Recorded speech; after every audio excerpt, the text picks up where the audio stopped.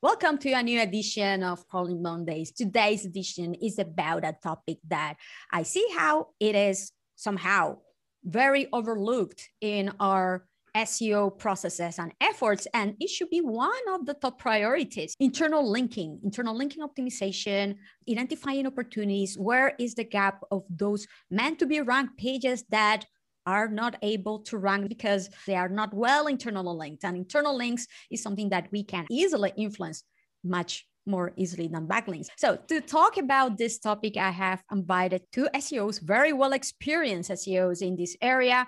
On one hand, I have the wonderful Natalie Arney. She is a freelance SEO consultant. Hello, Natalie, how are you? Hi, good to see you. I'm good, thank you. Yeah. Great to have you too. And on the other hand, we have Jeff Kennedy. He's the head of marketing at Cyborg, which is one of our favorite SEO crawlers. Hello, Jeff. How are you? Hello, I'm great. Thank you. Before starting the conversation today, I want to thank the sponsor of today's episode of Crawling Mondays, Content King, which is an amazing SEO alerts tools, real-time alerts. If you want to be notified if anything goes wrong with your content optimization or technical configuration, this is a tool that you should be using. So take a look at the link here below. You have a special offer waiting for you, so you can test it with a little bit of more time and start being alerted every time that something goes wrong, even internal links. Go and check them out. And now we can start today's conversation. Of course, you cannot link every single page on your website. Sometimes we work with websites that have millions of URLs. You have a hierarchy, you have a web structure, you have a taxonomy. And in some cases, we have very important product pages or very important facet pages or subcategories that should be very well linked because these are targeting some of the most important queries that we really want to rank. And they are not because of how the CMS is pre-configured.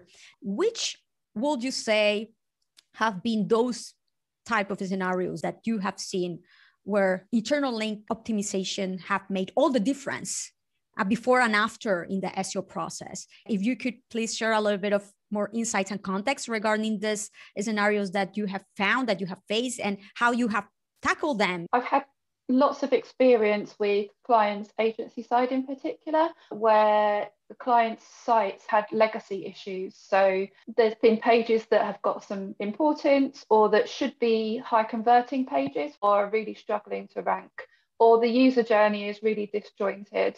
And I think the thing with internal linking is that we need to think about it as not just an SEO thing.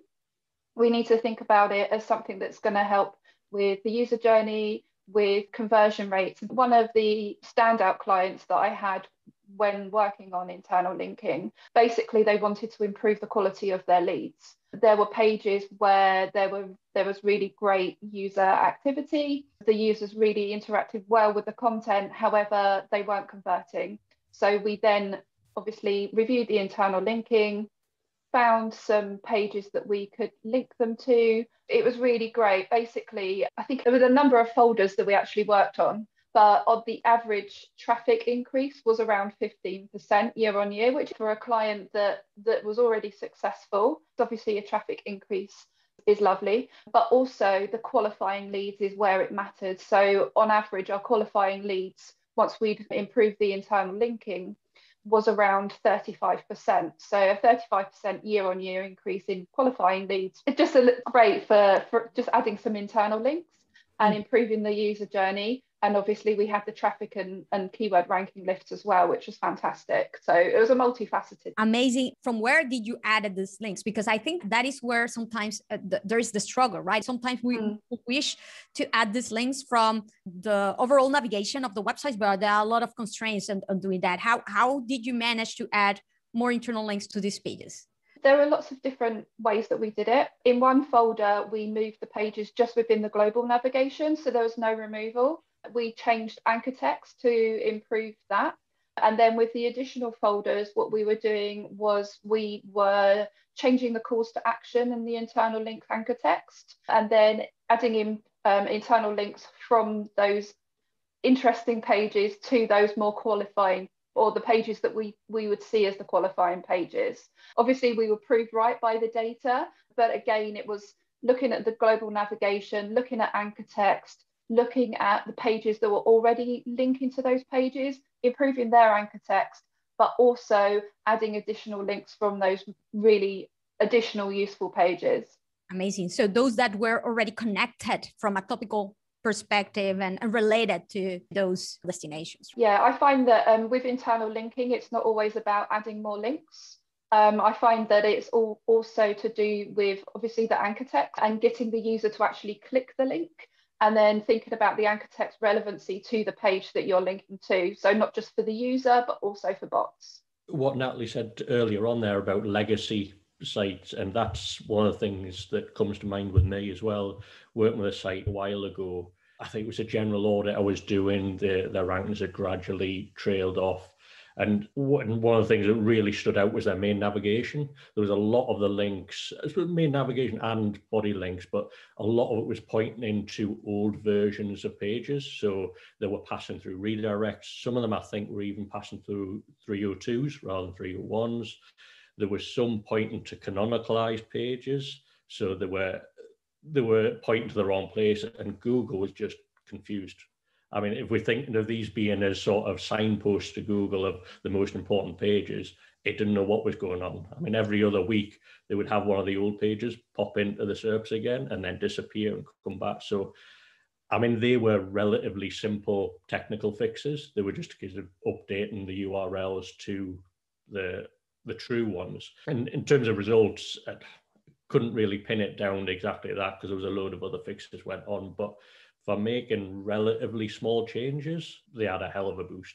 I mean, that was a really big thing. The other end of the scale, I was just going to say as well, that one of the things that has been a bit of an eye-opener for me was affiliate marketing, again, setting up a few sites and working with brand new sites. One particular, I had a few pages. I think I had 2 inbound links to the whole website pointing to one page, and that page started getting a few rankings. And playing around with the internal linking from that page to others, it just shows how powerful an internal link can be. And you tweak the anchor text and the positions change. And once you get rid of all the other noise, you can start seeing the real power of what they can do. Amazing. And both of you reminded me in a scenario that I have been myself. And sometimes this is a very low-hanging fruit. I had a client some time ago with very powerful, also very well-performing pillar pages for generic terms. But of course, these are not money-making pages.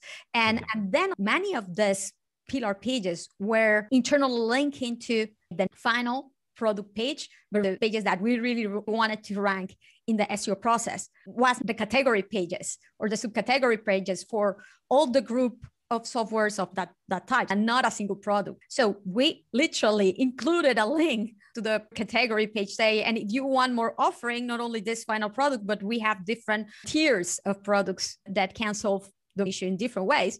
Take a look at more options here. All of a sudden that category page with this more powerful, more meaningful internal links from a very powerful and very popular pillar page went in the top 10. As Natalie says, not necessarily just the volume of the internal links or how many internal links are placed, but from where they are coming, how authoritative is the page also linking, how relevant it is indeed. And also beyond the improvement in rankings is at the end of the day, the improvement in conversions, right? Another issue that I have seen a lot is also very old pages, pretty much legacy pages that at some point attracted tons of backlinks, like an infographic that was shared like 5 years ago.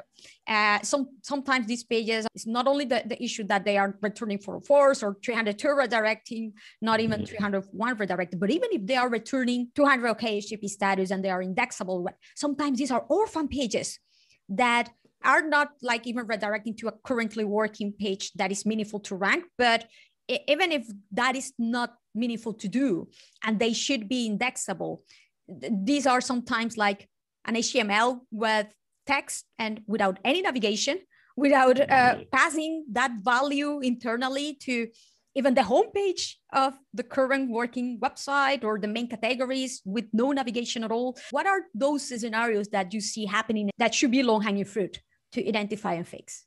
I think as Jeff mentioned earlier, as you mentioned as well, the legacy issues can be so easy to fix. Links to 404 pages, any kind of broken link, any kind of redirect or canonical chain, they can be fixed so easily. And breaking those down, again, obviously from Google's side, they do say, oh, we don't, we always pass on we always pass on the equity through redirects, but we know as SEOs that that's not always the case.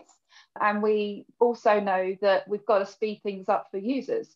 So fixing things like that is so easy. And I think, again, when we're looking at sites like e-com sites, where they are linking to, say, product pages within a global navigation, because there's a specific deal on, a specific sale on, might be linking to a hub page like a Black Friday hub. There's so many issues that can arise there, especially depending on the CMS and the technology. Once you've got a client that's got the best practice in that, knowing and understanding how to do that, it makes everything a lot easier. But I think going through, especially if you're taking on an older site, getting rid of those legacy issues and also training up teams, I find is quite important. And I don't just mean like a technical SEO team or a standard SEO team, but also training up link building and content teams. What I found as well is when working with teams, I do not just technical SEO, but link acquisition. And I find a lot of the time when we're going through a creative process and discussing about a page that's going to be used as a link target, often these pages will be orphan. And it's really important to tell the team as part of the process, actually planning the campaign, creating the assets, deciding where to get the links from. You need to make sure that that page actually links to other pages, because what's the point in building some amazing links and getting some great coverage even to these pages? Like, or in other domains or in subdomains that are completely disconnected. Definitely, the rest of the site, right? Like they need to cross-link, they need to internal. And I think it's you're harnessing the power of external links, because we all know that backlinks have so much power, but it's making sure that we use them correctly. Just to sort of expand on what Natalie was saying there, I've seen that so much with PR as well. I mean, that's sort of heartbreaking when you come across an old URL with 300 links pointing to it, like, what was this? And you find out it was a big campaign they did, and then a month later they killed it. Or even, like you were saying earlier, a whole subdomain. And I think sometimes, like, we're talking quite practical stuff here, but also there needs to be a bit more strategic thinking with a lot of stuff. Like, in the long term, if you're going to be putting a lot of work and resource into particular pages, how are you going to maintain that authority? How are you going to keep a hold of it, as opposed to just something you throw away in a month or two time? At the other end of the scale, in terms of the main things to see wrong, the very basics, like really generic anchor text. And I mean, there's that from an SEO point of view, but trying to get people to think about, even from the user. I mean, a lot of the time you look at a link and I have no idea where it's going to take me. Like, there's no context around it. So going back again to what you were saying, Natalie, about training teams up and things, and just getting them to think of, if you're writing a link, make sure the person knows where they're going to end up when they click on it. We should talk more about that too. This reactive sort of efforts that we do when we are starting with the analysis and the auditing and recommendations, but there should be a proactive way to avoid these issues from happening in the first place. That is through education, evangelization, checklist, validation, a good workflow before and after. But yes, education plays a key role indeed to make it descriptive to the target page, 100%. So you mentioned, Natalie, something that you reminded me. And I think that we are not so aware that this is somehow still an issue across many websites. Big, important online shops linking from their main navigation, using UTM parameters to tag, to internal main categories and subcategories, which makes that they never link directly to the final URL to rank, and they don't get that direct value, but they are always linking to a canonicalized URL. I have seen this happening more than I ever expected. And another misconfiguration or challenge scenario that I was reminded when you were talking to was when cross-linking sometimes even from informational resources between them, right? How many blog posts don't have like a read next or related articles, related resources? The same with products. Here's this product and here are these other related products or relevant products. The same with category pages. So cross-linking between, let's say, sister pages at the same level is fundamental. Also, what a difference a breadcrumb can make sometimes, especially with websites that have like this sort of minimalistic design. Unfortunately, because of the minimalistic design, there are no links to the sister categories, sister subcategories. So it's pretty much like only a way to go down to the more granular product pages from there, but not a way to even go up to like parent categories or subcategories or related categories to pass the internal link popularity value and also to facilitate the browsing of these pages. I wanted to ask you, what are the main steps that you tend to follow? Which are these minimum actions of steps that you have found you tend to always do to identify opportunities in terms of internal linking? So from my point of view, I think being able to use tools, and I usually create my own templates. I use like Bulb and Screaming Frog in tandem with each other most of the time. And what I do is identify where the issues lie. And then what I would then do is I have 3 different kind of processes. I covered them in my Sitebulb article and also my Brighton SEO talk. But there's like 3 main processes that I use to then identify any opportunities for linking. That's if you're looking for new links. Obviously, before that, you need to figure out, well, is it a situation where I'm going to have to alleviate issues? So is there a redirect chain? Are we linking to dead pages?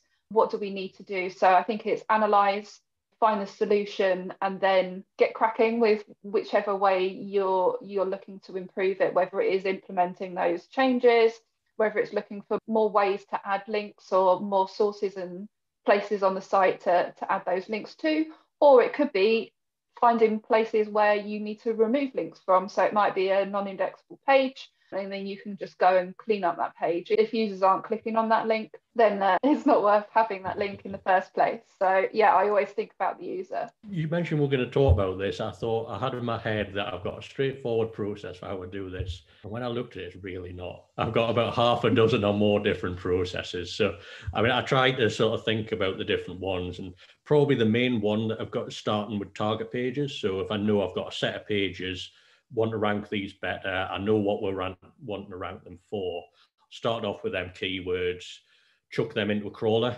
into content search. So try to find all the different pages that have variations of that on, prioritize them by URL rank or whatever sort of page level metric you've got, and go through them pages and see where are the opportunities to link to them target pages for. And obviously there you're prioritizing the most important pages to give links back from. Sometimes flip that round as well and use the source pages. So take the highest priority pages on the site. So you can have the home page and then some hub pages and things, and go through them and kind of look, well, have you got anchor text that you can optimize a bit more? Because these are really powerful links. It's worth spending that time on.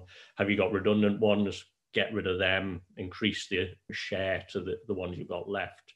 And are there additional important pages you can be linking to? I suppose one of the other big ways is just manually looking through automated opportunities. So thinking of the main nav as being automated in a sense of you add one link and you're adding across the whole site, but also the template level. So like you mentioned before, later, sort of related products, related categories, other articles you might find interesting, them sort of things, and breadcrumbs. So them sort of things where it can be one implementation for a big impact. And it usually varies depending on the type of site. Like e-commerce is very different to publishing. Or I think that we can all agree that the first steps, crawling the website, simulating the behavior of the bot to see what is actually findable and how many links your top main category, those pages that matter the most for you to rank, are getting internally. What I'd like to do also to give a little bit of more context and identify opportunities and where is the issue is to blend the data of the crawl with Google Search Console and Google Analytics. I call this like my SEO worksheet, that I have the crawl data, how many internal links they have, and the popularity metric as a reference. What is the gap in terms of backlinks? You also can blend there and add there your backlinks data from your favorite backlink tool, and see how these pages that are very important for you to rank are ranking for their targeted queries. So you can see, okay, all those that are ranking not yet in the first position, but are ranking between position 3 or 10, and they have all the backlinks in the word. But take a look, they are not linked from the main navigation yet. They are not linked from the homepage. They only have 5 links somehow. And this is a millions URLs website. So of course, there are opportunities like that should be much more obvious, and say, okay, I definitely need to start cross-linking this page better. I think that there is a good way, putting in context based on actual metrics and rankings for those queries that actually matter for you and the goals that you're trying to achieve at the end of the day. We have talked a little bit about the steps, the do's and don'ts. What are the tools that you use? We have mentioned a little bit of how handy crawlers and fundamental crawlers can be here. What are the tools that you use to identify these opportunities faster and in a cost-effective way? The 3 tools that I mainly use are Ahrefs. I use that to look for backlinks and to find the best ranking pages. They've got some great ways to use that, to find those pages on there and identify opportunities. And then, as I mentioned previously, I use Sitebulb and Screaming Frog kind of in tandem. I find that it's really helpful. I think it's more that how my brain works, that I have Sitebulb that kind of tells me certain things for internal linking. So for example, they've got a really great way of telling you where you've got pages that have got suboptimal internal link anchor text. So when you're just using things like here as your anchor text, I find that it's so helpful, and making sure that obviously you're using more useful anchor text for the user rather than just constantly using here. And then traditionally, I've always used Screaming Frog since I started as an SEO. I use that to identify chains and things like that, because I find it is quite easy. And I also use in part of my link sourcing, internal link sourcing. What I do is I use their content search tool so that I can crawl the site and search for specific opportunities. I suppose my first tool is quite an obvious one, Sitebulb. I do use that even for my own stuff a lot now. We have been trying to pull more tools in there to facilitate the journey. I mean, like Natalie mentioned, it's usually a semi-automated process.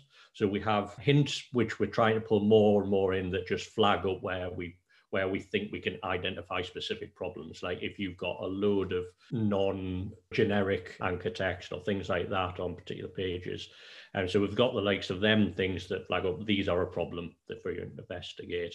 But then the areas that I use probably more are the URL Explorer. So you can just, all of the data in there. So all of your linked data, you can filter by which are the ones with the most loads of links pointing out or no links pointing out, they've got no internal links, that sort of thing, and then prioritize by the URL rank. But then fairly recently, we added the Link Explorer as well, which rather than having row per page, every row is an individual link.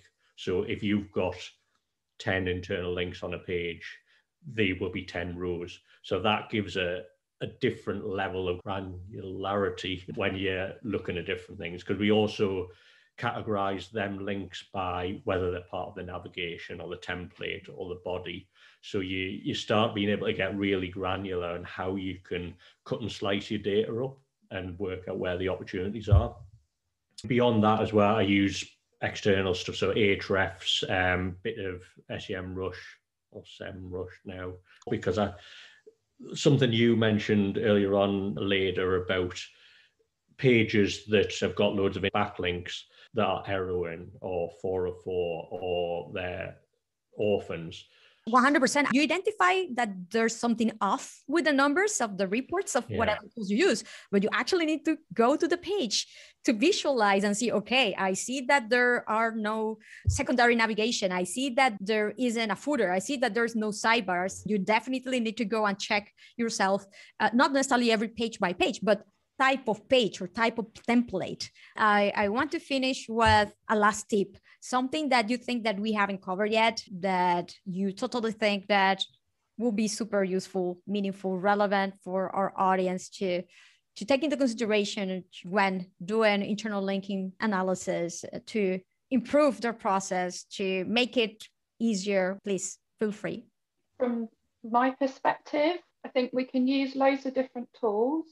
And as we mentioned before, being able to manually check things is so important. But I think at the end of the day, we're doing this not just for bots, but we're also doing it for users. So my tip is whenever you're looking to add internal links, remove them, improve them, whatever you're trying to do, put the user first, put yourself in the user's seat and look and see what you would click on, what you would improve, how you would see things. Because at the end of the day, that's who we're creating this content for, that's who's going to convert, that's who we're going to get the leads from.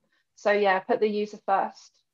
Natalie touched upon earlier on, get writers and editors involved, train them up on what they should and shouldn't be doing and why it's important, because that can solve so many problems in the long run. And the other one is just as a quick win sort of thing is look at your main navigation, go through it, remove any redundant links, anything that isn't really important shouldn't be in there. Optimize your anchor text in there. I mean, anchor text is important in general, but in them links, I mean, you're essentially pointing to every page on, using it on every page on the site through them. So that's really important. And if you've got really important pages that aren't in there, you should probably consider having them in. I mean, again, what Natalie was saying there, think about from a user's point of view. If you've got one of the most important pages on your site, surely it should be in that main navigation. This is great. Yes. And I have to say that you cover a very important point that potentially we had missed before, but actually happens, right? Like overlinking, right? The websites that is not because of a lack of links, but because they have 3 levels of navigation. Sometimes like second, third level are not even render in the DOM. So the links don't exist at all. And so it's highly important to double check that if the links are actually implemented with href tags, that if the links are relying on client-side JavaScript, that at least like that the speed is good, that they are correctly rendered, and the excess of them, if there are too many. What we need to think about is what Natalie mentioned, right? Like how many links are actually useful for your users? How many links are actually worthy to place to refer the users to pages where it actually makes sense for them to browse from where you are. So that should always drive internal linking in the first place. So thank you very much for your wisdom today, Natalie and Jeff. I really appreciate it. I hope that you in the audience have also found this very useful for your internal linking optimization. If you have any questions, if you have any doubts, please don't hesitate to leave your questions here. I will tag Nat and Jeff so they can follow up, and please follow them through social media. You can see their social presence here in the screen and you can follow them. They are very active and they are very nice, as you can see. And if you like today's edition of Crawling Mondays, please don't wait for longer and subscribe now in case you haven't subscribed yet. Thank you very much and looking forward to see you in the next edition of Crawling Mondays.